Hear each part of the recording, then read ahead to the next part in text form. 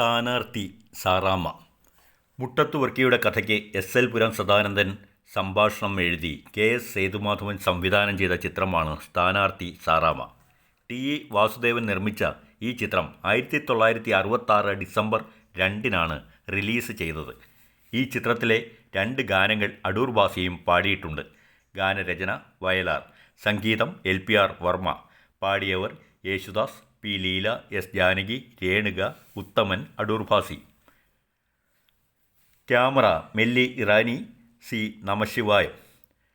അഭിനയിച്ചവരും കഥാപാത്രങ്ങളും: പ്രേംനസീർ ജോണി, ഷീല സാറാമ്മ, പങ്കജവല്ലി മറിയാമ്മ, മുതുകുളം അന്തോണിച്ചൻ, ശങ്കരാടി ചാണ്ടിച്ചൻ, TR ഓമന തോമാച്ചൻ്റെ ഭാര്യ, M. കുഞ്ഞാണ്ടി ഗോപാലപിള്ള, മീന റോസമ്മ, GK പിള്ള, തോന്നിയിടത്ത് തോമാച്ചൻ, നെല്ലിക്കോട് ഭാസ്കരൻ, മത്തായി, അടൂർ ഭാസി, ശാസ്ത്രികൾ, പഞ്ചാബി വാരിയർ, ശോഭ, ചിന്നമ്മ, പ്രതാപചന്ദ്രൻ, കുര്യാച്ചൻ, കൂടാതെ വെമ്പായം തമ്പി, സാൻഡോ കൃഷ്ണൻ, കോട്ടയം ശാന്ത എന്നിവരും അഭിനയിച്ചു.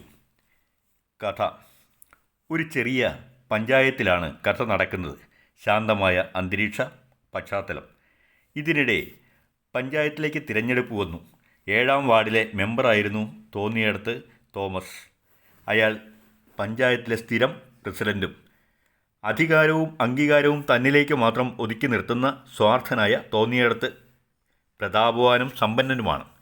സ്വന്തം താൽപ്പര്യ സംരക്ഷണമാണ് പ്രധാനം. അയാളോട് എതിർത്ത് ജയിക്കുക അത്ര എളുപ്പമല്ല. അതുകൊണ്ട് തന്നെ കൂടെ നിന്ന പലരും പിൻവാങ്ങി. അതോടെ ഈ തിരഞ്ഞെടുപ്പിൽ താൻ സ്ഥാനാർത്ഥിയല്ലെന്ന് തോന്നിയിടത്ത് സ്വയം പ്രഖ്യാപിച്ചു. 7-ാം വാർഡിലേക്കുള്ള സ്ഥാനാർത്ഥിയായി ഗോപാലപിള്ള സാറും കൂട്ടനും കൂടി ജനസമ്മതനും സമർത്ഥനുമായ ജോണി കുഞ്ഞിനെ കണ്ടെത്തി. എന്നാൽ ജോണിയെ സ്ഥാനാർത്ഥിയാക്കുവാൻ അവൻ്റെ മാതാപിതാക്കൾക്കോ അവന് തന്നെയോ സ്ഥാനാർത്ഥിയായി നിൽക്കാൻ അത്ര താല്പര്യം ഉണ്ടായിരുന്നില്ല. എന്നാൽ ഗോപാലപിള്ള സാറോ വിടാൻ ഭാവമില്ലായിരുന്നു. കാര്യങ്ങൾ വ്യക്തമായി അവരുടെ മുന്നിൽ അവതരിപ്പിക്കുക മാത്രമല്ല, ജോണി ജയിക്കുമെന്നും പഞ്ചായത്ത് പ്രസിഡൻ്റാകുമെന്നും അവരെ പറഞ്ഞ് ബോധ്യപ്പെടുത്തി. അതോടെ അവരും സമ്മതിച്ചു. 7-ാം വാർഡിലേക്ക് ജോണി നോമിനേഷൻ കൊടുത്തു. എന്നാൽ തോന്നിയടൻ വെറുതെ ഇരുന്നില്ല. താൻ സ്ഥാനാർത്ഥിയായില്ലെങ്കിലും തൻ്റെ ചൊൽപ്പിടിക്ക് നിൽക്കുന്ന ഒരു സ്ഥാനാർത്ഥിയായി ഭരണം പിടിക്കണം, പിൻസീറ്റ് ഡ്രൈവ് നടത്തണം. അതുകൊണ്ട് അയാൾ 7-ാം വാർഡിൽ സ്ഥാനാർത്ഥിയാക്കിയത് സാറാമ്മയെയാണ്. സാറാമ്മയാണെങ്കിലോ ജോണിയുടെ പ്രണയിനിയും. വാലൻ മത്തായിയുടെ മകളാണ് സാറാമ്മ. വാല സമുദായത്തിൽ നിന്ന് പുതുതായി ക്രിസ്ത്യാനി ആയതുകൊണ്ടാണ് അയാളെ വാലൻ മത്തായി എന്ന് വിളിക്കുന്നത്. വാല സമുദായത്തിൽ നിന്നോ ക്രിസ്ത്യാനികളിൽ നിന്നോ ആരും തന്നെ തൻ്റെ മകളെ വിവാഹം ചെയ്യാൻ എത്തില്ലെന്ന് മനസ്സിലാക്കിയ മത്തായിക്ക് ജോണിയും സാറാമ്മയും തമ്മിലുള്ള പ്രണയം ഒരാശ്വാസമായിരുന്നു. ജോണിയുടെ അപ്പനെ കണ്ട് വിവാഹകാര്യം പറയാൻ മത്തായി ചെന്നു.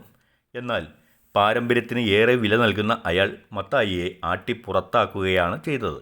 ഈ അവസരം മുതലാക്കിയാണ് തോന്നിയടൻ സാറാമ്മയെ ജോണിക്കെതിരെയുള്ള സ്ഥാനാർത്ഥിയാക്കി മാറ്റിയത്. ഇരുവരും പരസ്പരം മത്സരിക്കാൻ തയ്യാറല്ലെന്ന് പറഞ്ഞ് പിന്മാറാനൊരുങ്ങി. എന്നാൽ അവർ തന്നെ മത്സരിക്കണം എന്നത് കൂടെ നിന്നവരുടെ ആവശ്യമായി മാറി. മാത്രവുമല്ല, കുടുംബത്തിലൊരുത്തൻ പഞ്ചായത്ത് പ്രസിഡൻ്റായി കാണുന്നതിലെ അന്തസ്സ് ജോണിയുടെ മാതാപിതാക്കളെ സ്ഥാനാർത്ഥിത്വം നിലനിർത്തിക്കാൻ ആവശ്യമാക്കി മാറ്റുകയും ചെയ്തു. അപ്പോൾ അതൊരു അന്തസ്സിൻ്റെ ഭാഗവുമായി മാറി. തിരഞ്ഞെടുപ്പ് എല്ലാവിധ വൈചിത്ര്യങ്ങളോടെയും അരങ്ങേറി. തിരഞ്ഞെടുപ്പിൻ്റെ എല്ലാ പകിട്ടും മര്യാദകേടുകളും പഞ്ചായത്തുകൾ കണ്ടു.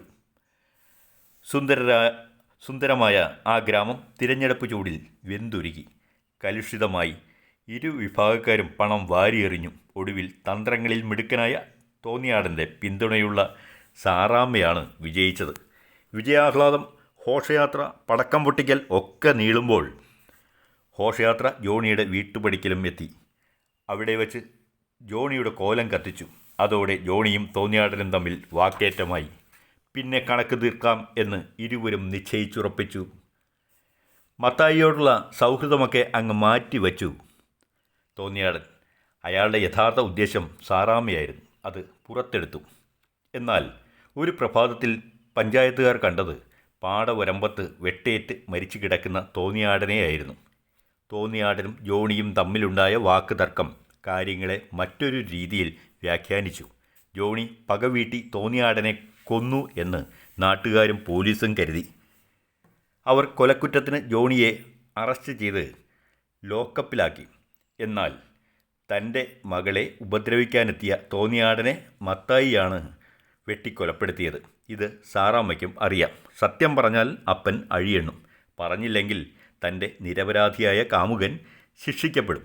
അവൾ ധർമ്മസങ്കടത്തിലായി. ഒടുവിൽ മത്തായി സ്റ്റേഷനിലെത്തി കാര്യങ്ങൾ തുറന്നു പറയുന്നു. തന്നെ ശിക്ഷിക്കാൻ ആവശ്യപ്പെടുന്നു. താനാണ് കുറ്റവാളിയെന്നും അയാൾ സമ്മതിക്കുന്നു. ജോണിക്കുഞ്ഞിനെ പോലീസുകാർ പുറത്തു വിട്ടു. സാറാമ്മയും ജോണിയും ഒന്നു ചേർന്നു.